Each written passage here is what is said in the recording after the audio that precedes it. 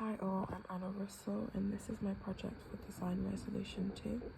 I was assigned for the flooding in River Ree. So to start off with my site analysis, as a group, we realised that the topography of the site is relatively flat, so we thought it would be better to add flooding to the area purposefully to allow nature to take its course. The site is a relatively green area, which I would say is quite a strength. However, there are some weaknesses such as deposits of clay and silt, risk of flooding and distance to gas pipelines. I decided to go with two different housing typologies just to have some diversity within the area.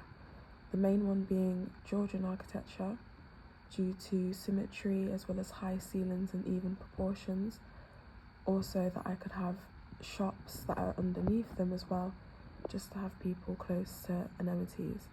Additionally, I went with terrace houses due to being able to fit a large amount of people in a small area.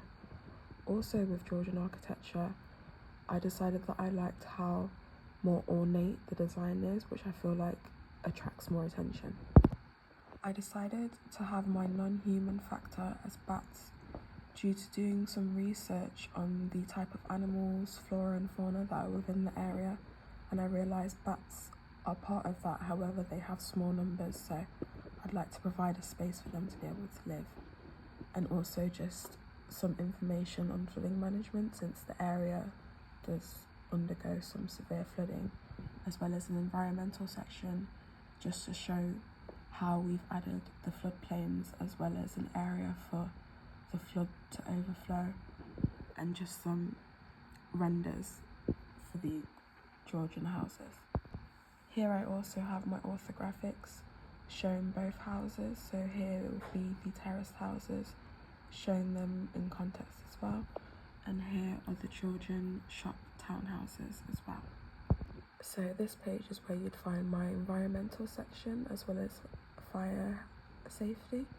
So with the Georgian townhouse, the shops will be either side of the building as well as in front as you're walking by. This would be the main entrance to the apartments with a mail room or parcel shop next door, so people would be able to get their parcels whenever they please. This would be the stairs that go up. And then moving on to the first floor, as they've come up the stairs and they're on the landing here, they can have either apartment, so there'd be a 1-bedroom apartment, a studio apartment, as well as a 2-bedroom apartment, and a place to be able to go outside on the terrace. And on the third floor, there'd be a 1-bedroom apartment, another 1-bedroom apartment, and a 2-bedroom apartment. Now with my terraced homes, they're slightly smaller, so people would enter through this side or either side and be able to walk up the stairs to get to the second floor. This would be the living room area with sliding doors to the kitchen with a small toilet on the lower floor, and then this would be the garden area. And then with the second floor, as you'd come up the stairs, you have a 1-bedroom here, and then your bathroom here and a small terrace outside looking out towards the forest area. This is typically for more people that are moving into their first home or people that have young children. And then with my site models, I use foam board, and I really wanted to more model each room in the structure. So as you can see, I've modelled each of the different rooms, but none of the furniture, just the rooms.